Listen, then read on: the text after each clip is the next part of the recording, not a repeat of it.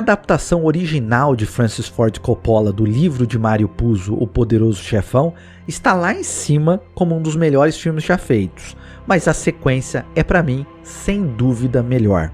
Pegando flashbacks do livro de Puzo que não foram usados no primeiro filme e estendendo a história com a traição de Fredo Corleone a Michael e a retaliação de Michael por isso, esse filme consegue o impossível: contar duas histórias, duas narrativas em paralelo que funcionam essencialmente como dois filmes separados. E esses dois filmes que correm separado durante a trama de O Poderoso Chefão Parte 2, ambos são magníficos, e o final da obra, que conecta todo o drama entre duas gerações da família Corleone, é brilhante. Uma obra-prima absoluta, O Poderoso Chefão Parte 2.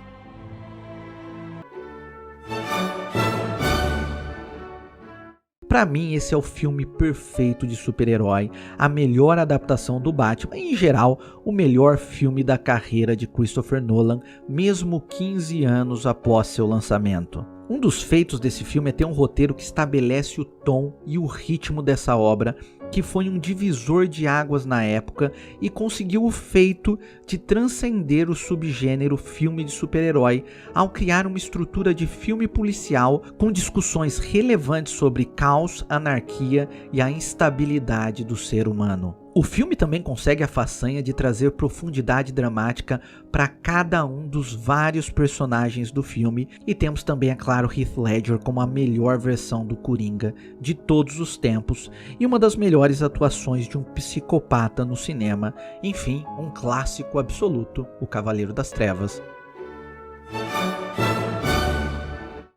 Temos o maravilhoso, o poético, o lindo Era Uma Vez na América, de Sergio Leone.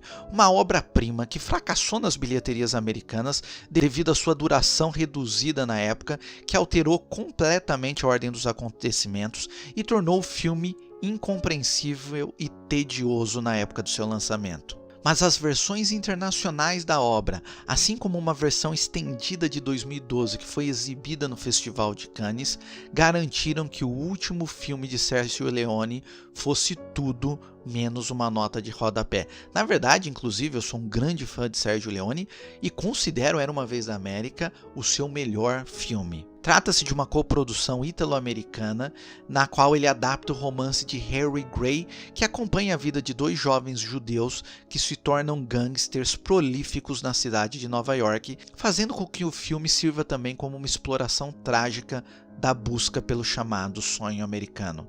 Abrangendo décadas e períodos de tempo completamente diferentes, Era Uma Vez na América faz jus a seu título.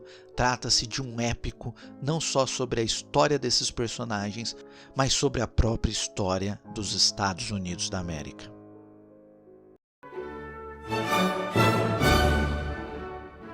Essa comédia romântica de 2011, dirigida por Woody Allen e que é estrelada por um elenco absurdamente impecável com Owen Wilson, Rachel McAdams, Marion Cotillard e Kathy Bates. O filme acompanha a história de Jill, um escritor americano que visita Paris com sua noiva Inês e acaba viajando no tempo para a era do jazz de Paris, onde encontra grandes escritores, artistas e intelectuais da época. Ao longo do filme, Jill visita uma Paris simbólica e que não existe mais, e ainda se apaixona por Adriana, uma bela e misteriosa mulher que é a amante de Picasso. Trata-se de uma história de amor que vai além do tempo e do espaço e oferece uma visão encantadora dessa cidade inesquecível que é Paris.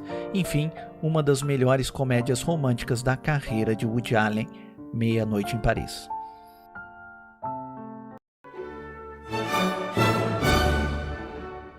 O mais importante e mais belo filme de Steven Spielberg, A Lista de Schindler. A Lista de Schindler mistura o horror abjeto do Holocausto com o terno humanismo característico de Spielberg para criar essa que é a grande obra-prima dramática do diretor. Sem dúvida, o melhor dos filmes sérios de Spielberg, esse vencedor do Oscar de melhor filme, ironicamente, é um de seus filmes mais pessoais, já que ele é judeu e sofreu com antissemitismo na sua infância. Esse aqui também é sem dúvida um de seus filmes mais duros. As sequências mais memoráveis de A Lista de Schindler são angustiantes e deprimentes. O Amon Goth, interpretado por Ralph Fiennes, matando prisioneiros judeus com um rifle, ou a liquidação implacável do gueto judeu, capturado em toda sua crueldade fria, são sem dúvida as cenas mais duras e implacáveis de toda a carreira do cineasta. E se Spielberg permite que um pouco de sentimentalismo se infiltre nos cantos desse duro filme em preto e branco, é uma pequena luz de esperança a se apagar em um drama que não foge de mostrar esse horrível capítulo da história da humanidade. Obviamente, aqui não há um final feliz, característico das obras de Spielberg, embora o cineasta, como sempre, consiga deixar na nota final da obra um vislumbre de esperança e otimismo. Uma obra-prima, belíssima, obrigatória para qualquer cinéfilo. É isso mesmo, se você nunca viu A Lista de Schindler, você tem obrigação de assistir, em meu primeiro lugar, o melhor filme de Steven Spielberg.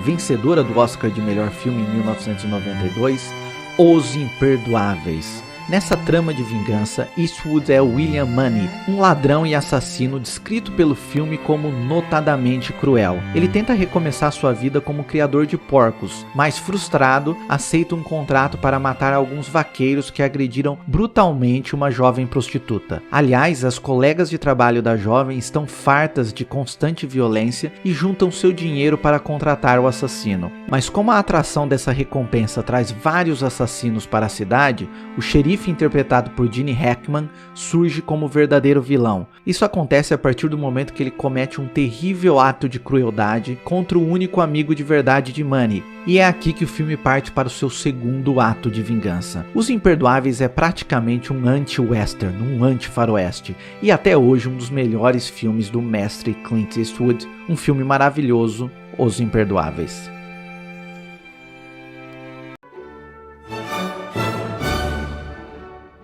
Ninguém esperaria que a cinebiografia Malcolm X,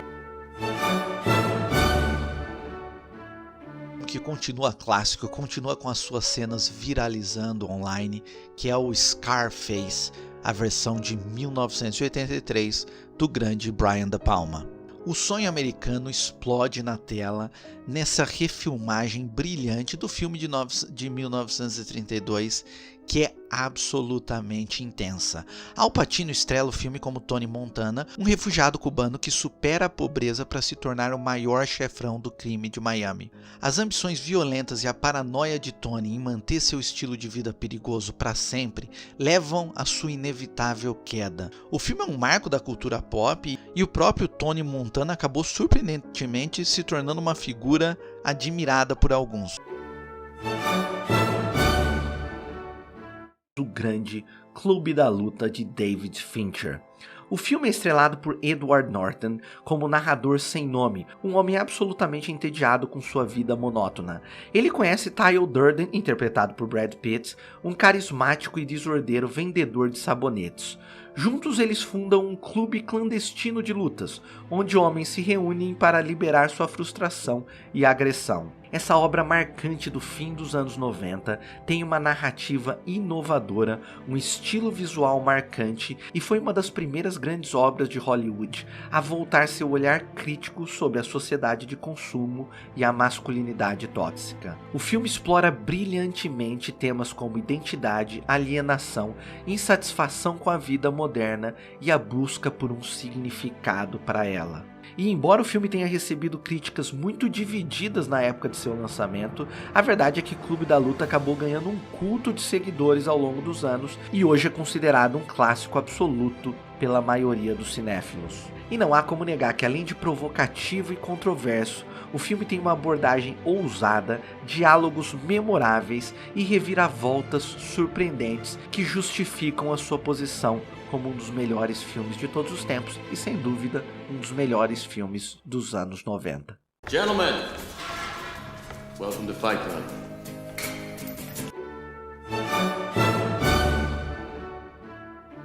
Coração Valente é um épico medieval de 3 horas que fala da insurreição do escocês William Wallace contra os ingleses na época de Eduardo I. Embora a fotografia e as sequências de batalha tenham envelhecido muito bem e continue entre as melhores do cinema, é claro que Coração Valente também é conhecido por brincar bastante com a história. O próprio Wallace era um cavaleiro e não um plebeu, e certamente não teve um caso com a Isabel da França. Dito isso, não há como negar que Coração Valente é uma peça cinematográfica brilhante e realmente toca as cordas históricas do coração por meio de sua emoção crua e de uma trilha sonora de gaita de foles espetacular e que acabou sendo vencedora do Oscar. You've come to fight as free men. Free men you are. What will you do without freedom? And tell our enemies that they may take our lives, but they'll never take our freedom!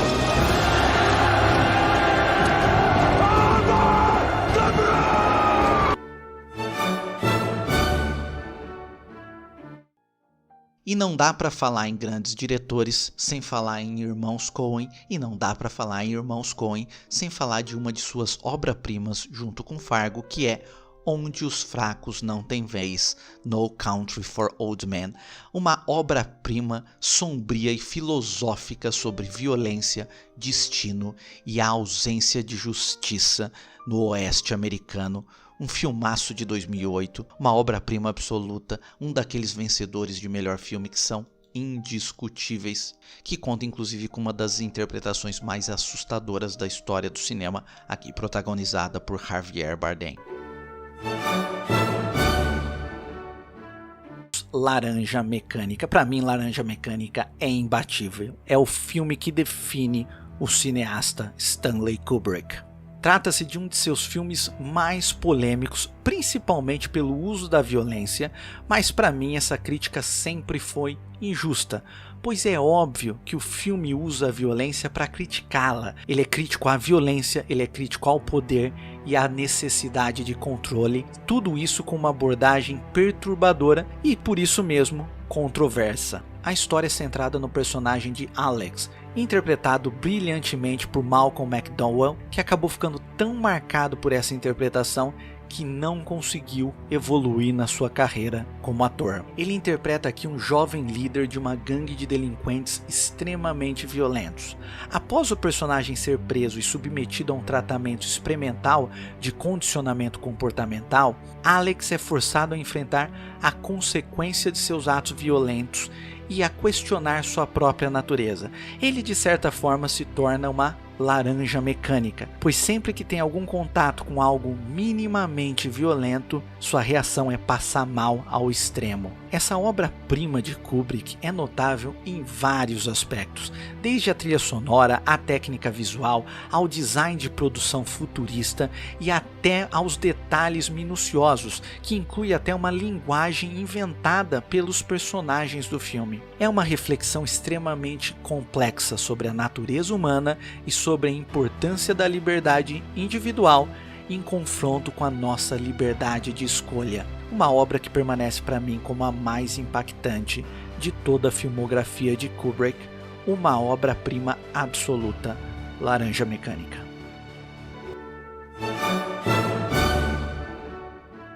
Você, espectador, com certeza já viu Pinóquio antes, mas nunca essa história foi contada como o Pinóquio de Guillermo del Toro. O lindo trabalho em stop motion do filme torna ele um banquete sublime para os olhos, mas o que realmente diferencia essa narrativa é a mensagem que ela escolhe, já que del Toro e o co-roteirista Patrick McHale traçam linhas filosóficas entre questões como paternidade abusiva e fascismo.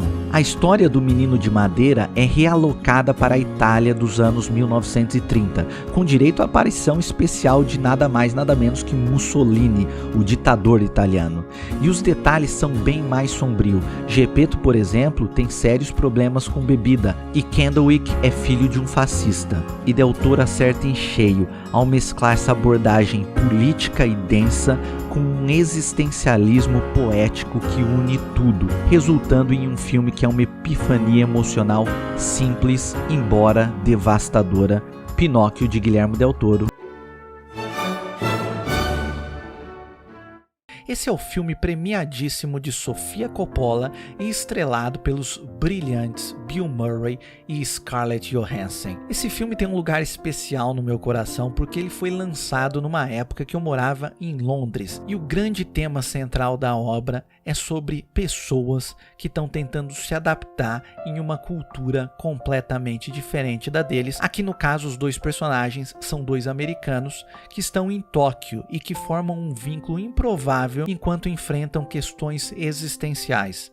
E embora o romance entre os dois protagonistas seja quase platônico e retratado sempre de uma maneira muito sutil, não há como negar que há uma energia palpável entre os dois, especialmente na situação em que eles se encontram, e o desfecho do filme, que contém uma frase misteriosa que nós nunca saberemos qual é, torna tudo ainda mais misterioso e romântico, encontros e desencontros. Aliás, Pulp Fiction foi humor e referências à cultura moderna. Pulp Fiction, tempos de violência. Ren em japonês quer dizer Os bons companheiros.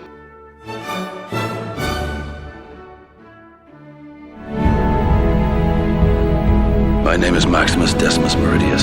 Ok, pessoal, eu sei que do ponto de vista histórico, a trama de Gladiador está na fronteira com a fantasia. No entanto, o filme começa com uma das melhores batalhas antigas já vistas no cinema e progride com uma série de disputas de gladiadores espetaculares e muito violentas em meio a constantes intrigas políticas. É um épico emocionante que, embora historicamente mentiroso, nos transporta brilhantemente para o mundo do Império Romano.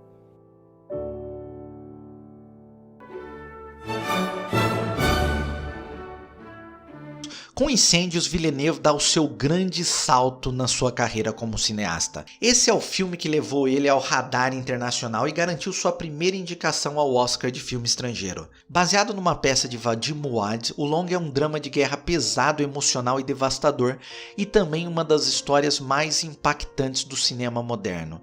A trama acompanha dois irmãos gêmeos, Diane e Simon, que após a morte da mãe recebem a missão de entregar duas cartas, uma para o pai que acreditavam estar morto e outro para o irmão que não sabiam que existia. Essa busca os leva a uma jornada pelo Oriente Médio, onde descobrem o passado traumático da mãe, e aos poucos as camadas dessa história vão se desdobrando em revelações absolutamente chocantes. A estrutura narrativa aqui é muito engenhosa e Villeneuve constrói a história como um quebra-cabeça, alternando entre presente e passado de forma elegante e intensa, revelando informações no tempo certo para causar o máximo de impacto emocional. Um filmaço.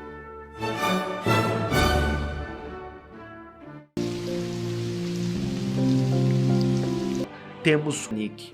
Can I take your name, please, love? Dawson. Rose Dawson. Thank you.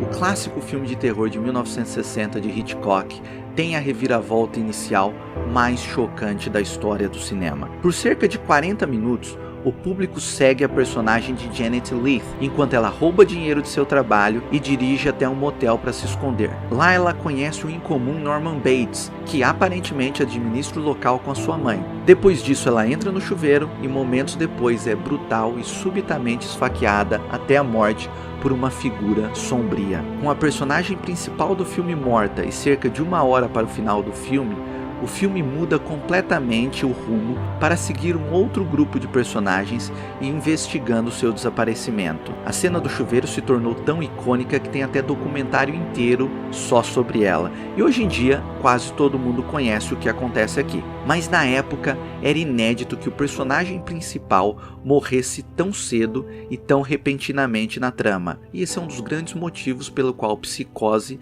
é um clássico e continua sendo um filme de terror convincente até hoje. Unbreakable, Corpo Fechado. Pra mim, o melhor filme de M. Night Shyamalan. Sim, eu prefiro Corpo Fechado do que Sexto Sentido. Esse é um filme que foi vendido como um suspense quando na verdade é uma abordagem moderna e diferente de filmes de herói. Aliás, vale dizer que quando o Corpo Fechado foi lançado, não havia essa febre pelo cinema de herói que existe hoje em dia. E a maneira como ele aborda o mundo dos heróis e o mundo dos quadrinhos é única e coloca esse filme como um dos melhores filmes de super-herói até hoje. O filme de M. Night Shyamalan começa com Bruce Willis tirando sua aliança de casamento para dar em cima de uma passageira, e momentos depois ele é o único sobrevivente de um acidente de trem. Obviamente não se trata de um suspense sobrenatural, como vendido pelo trailer e marketing, mas sim de uma reflexão humana sobre os superpoderes. A questão aqui é: e se o Superman não soubesse que é o Superman? Um filme que toma rumos completamente inesperados, Corpo Fechado. Lawrence da Arábia é sem dúvida o épico dos épicos, o filme que mudou completamente a maneira de se fazer grandes dramas históricos, uma obra-prima absoluta de David Lean e por isso tá na minha segunda posição. Esse clássico conta a história de T.A. Lawrence, um oficial militar e diplomata britânico estacionado no Oriente Médio, no Egito, na Síria e no Iraque durante a Primeira Guerra Mundial. Lawrence ajudou a criar o Conselho Nacional Árabe, um grupo de tribos árabes que se uniram juntos para se rebelarem com sucesso contra o Império Otomano, que governou suas terras por mais de 400 anos. Vencedor do Oscar de melhor filme em 2020, o magistral drama de Bong Joon-ho está cheio de reviravoltas inesperadas, constantemente mantendo o espectador em alerta enquanto a história tensa e trágica sobre a guerra de classes e o desequilíbrio de riqueza na sociedade se desenrola na tela. A maior mudança de rumo de Parasita ocorre na metade do caminho, quando uma porta se abre para revelar uma nova seção subterrânea da casa pertencente à rica família Park. Isso adiciona um nível totalmente diferente à história, e a partir daí a escalada da trama continua aumentando e a história, já imprevisível e rápida, se torna mais cativante e poderosa até seu final explosivo e contundente. Um filme que não é o que parece a princípio, Parasita.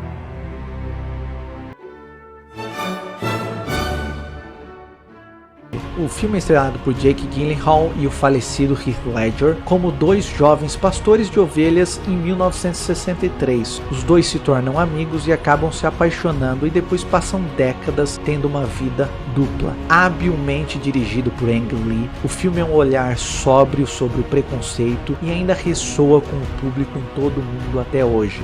Brokeback Mountain. Amplamente considerado como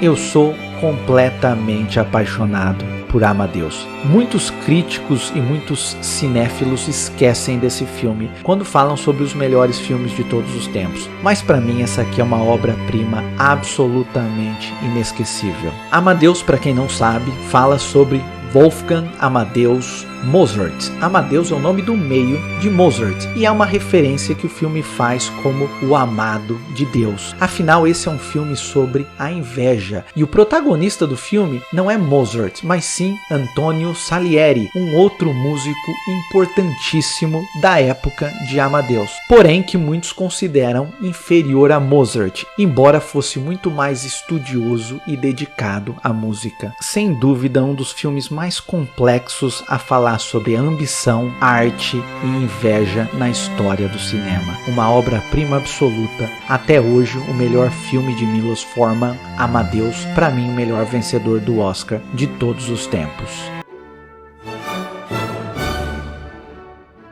Acredite ou não, o melhor filme de todos os tempos, na opinião dos críticos, não levou o Oscar de melhor filme. Cidadão Kane ganhou apenas o Oscar de melhor roteiro original. A história da ascensão ao poder de um magnata do jornal foi totalmente inovadora para a época e ajudou a moldar a forma como os filmes subsequentes foram filmados e editados. Estrela, diretor, escritor e produtor, Orson Welles estava no topo do seu jogo com esse filme. No entanto, Cidadão Kane foi extremamente controverso quando quando lançado pela primeira vez, porque foi baseado no editor de jornais da vida real, William Randolph Hearst. Os historiadores acham que essa controvérsia condenou o filme no Oscar, mas de qualquer forma, isso não impediu Cidadão Kane de se tornar um dos maiores filmes de todos os tempos.